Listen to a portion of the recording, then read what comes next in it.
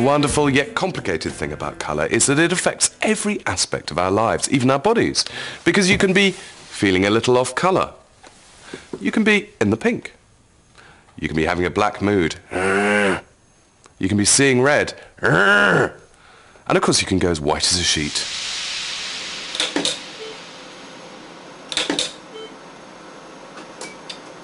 The reason colours are so important to us is that our visual senses are so highly developed. Each of our eyes contains around 37 million light-sensitive receptors.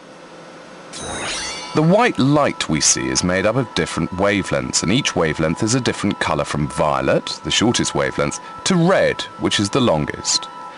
Each of these colours is received and recognised in a different pathway of the brain, but more of that a bit later.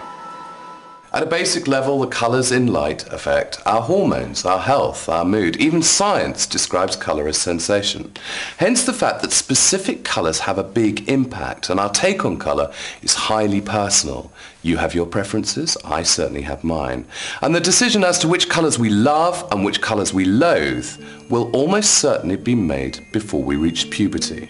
Orange and yellow and purple and green. Orange and purple and blue. I don't like brown because it's dull. I don't like yellow because it's too bright. I don't like blue because it's cold. I don't like red because it's the colour of blood.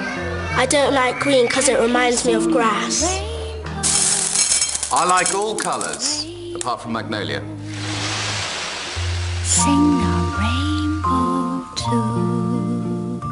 Color preferences seem to start very early in life.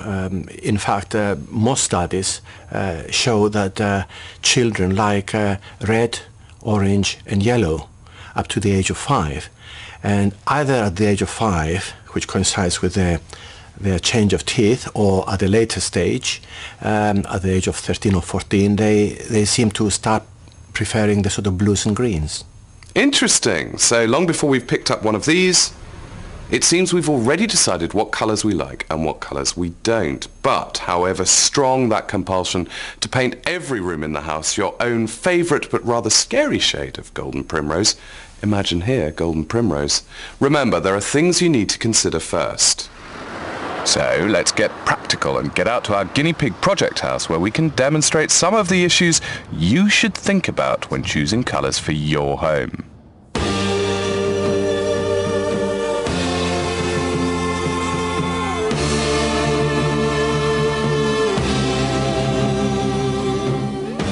And there's a scary amount to think about here, I can tell you.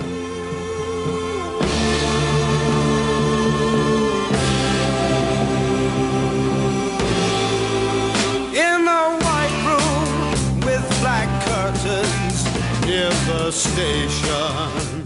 Welcome to a typical Victorian dining room that's fallen on decorative hard times. Okay, if you don't own one, then phone a friend who does. Because what this room needs more than anything is colour. Okay, as I said earlier, colour is a purely personal choice. And before you start shouting purple at me, I will point out that yes, I am a purple fan, but no, I've only ever used it 4 times on television. What this room needs more than anything is a bit of colour loving. It needs a wrap-round, warm, cuddly colour palette to really bring it to life.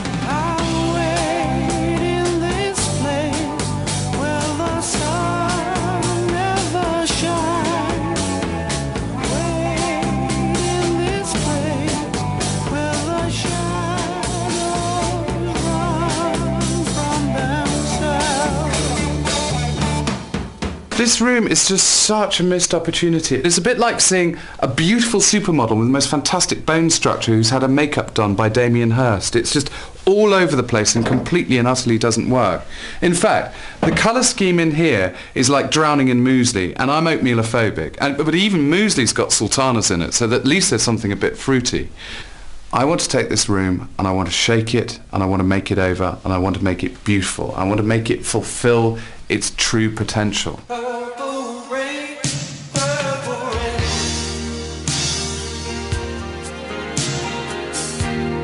Purple rain. It's not my right there, stop right there. This program is about getting back to basics, so let's get basic. Number one, get to know your room. Now, the biggest effect on colour and the biggest effect on your room comes from light and sunlight in particular. We only actually understand colour from the amount of light that it absorbs or bounces back. In fact, if I painted this room one colour and I painted the kitchen next door the identical colour, they would look completely different. Colour changes depending on whether you face north, south, east or west. In fact, it even changes throughout the day. At dawn it'll be pink, midday it'll be blue, evening it's going to be purpley red. If you don't believe me, watch this. This mimics evening light. Let's see the effect. And this light simulates daylight.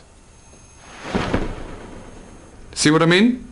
This room is northwest, which means that the sun sets over there. It will have a tendency to be cold and rather chilly seeming, so it needs lovely wraparound warm colours, and it also faces onto this, grass. Green, isn't it? And that's going to affect the colour of the light in the room, which is something that people often forget. But it's well worth thinking about. If we painted this room a sunny yellow, the light bouncing back from the grass could give it an acid tinge, not what we're after at all. And now that we've come over all practical, one other thing to keep in mind is the type of paint you use can be radically affected by light. Gloss reflects, matte absorbs, see what I mean? Anyway, back to light.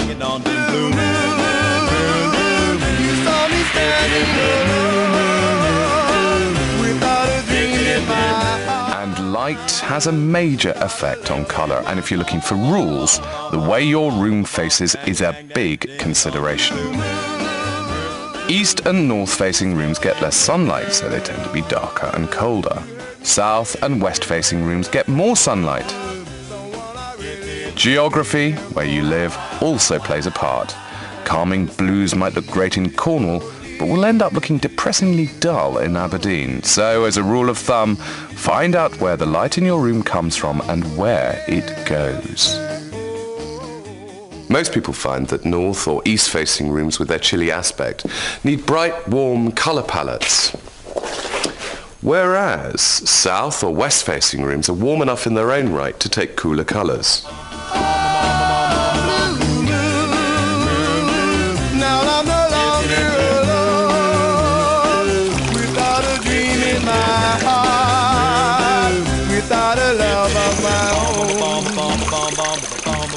Okay, so you've found the direction from which the light's coming from. Surely it's time to reach for the colour chart. No!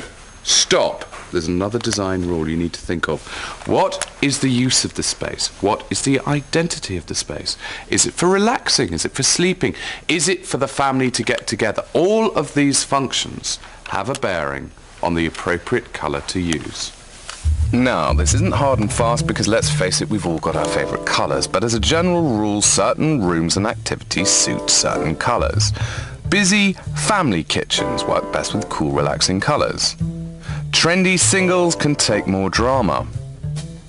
And bright colours don't always work in bathrooms, not if you want to soak in a calming bubble bath, and let's face it, who doesn't?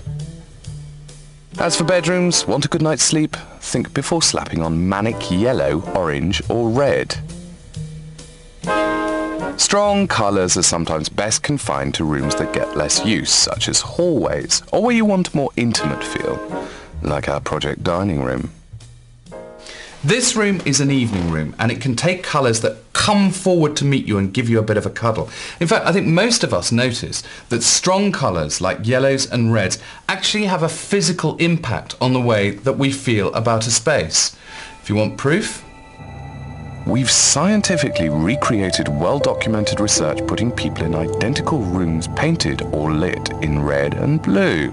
And the effects are interesting. People in the blue room consistently turned the heating up 2 degrees, even though both rooms were the same temperature. I felt like when I went into the red, I felt really warm, really comfortable, and the blue just made me feel quite cold, and I wanted to get out of it and felt quite uneasy actually. In the red rooms, brainwave activity of people increased, as did arrhythmia, heightened variation in heartbeat, and even sweating. Blue, in contrast, led to higher alpha and delta waves, brainwaves associated with relaxation. It's called chromodynamics. Wow. Yeah, I preferred blue. It was a lot calmer, almost sort of quite serene. I felt quite relaxed with that, compared to the red, which was very hard on the eyes and very quite intense. We do know that some colors are more arousing than others. For example, red and yellow appear to be more arousing than blue and green. In other words, we tend to be more excited if we are exposed to long wavelengths, which is the reds and yellows, as opposed to short wavelengths, which is the blues and greens. It does sound very scientific, but it's common sense. In a bedroom where you want to relax, you don't necessarily want strong, vibrant colours like reds or yellows. And by the same token, here in a kitchen, strong colours like that will make you heat up. Think of the kind of colours they use in restaurants.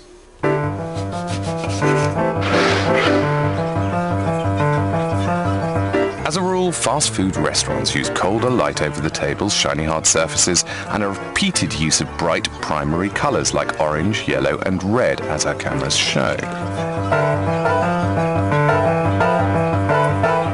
Although these colours are initially inviting and actually make us feel hungry, that's not all they do. These colours do attract people to come into their space to have their fast food they want to eat, but it also may have another effect. It may sort of speed up the eating habits of people so that they actually leave the spaces faster than they would have done otherwise.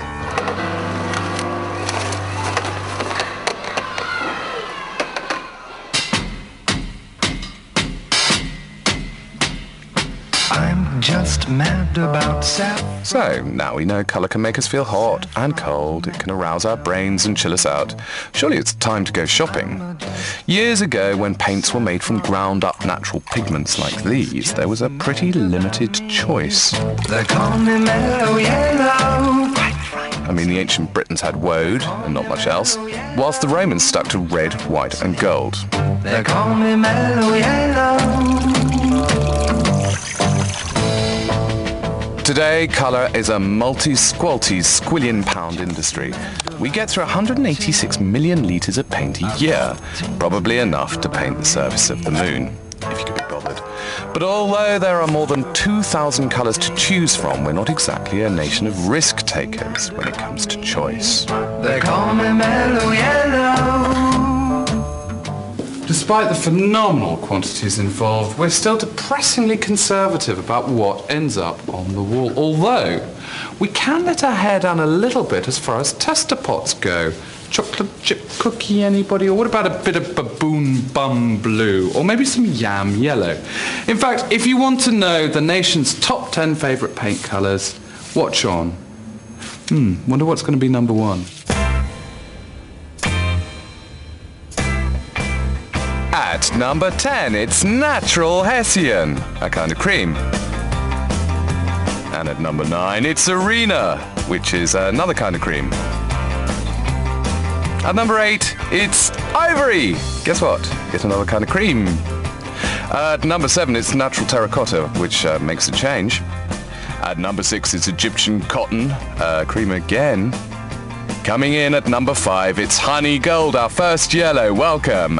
At number 4, it's Lazy Lilac. Nice. And at number 3, it's Happy Violet. Wow, brightest colour yet, comparatively.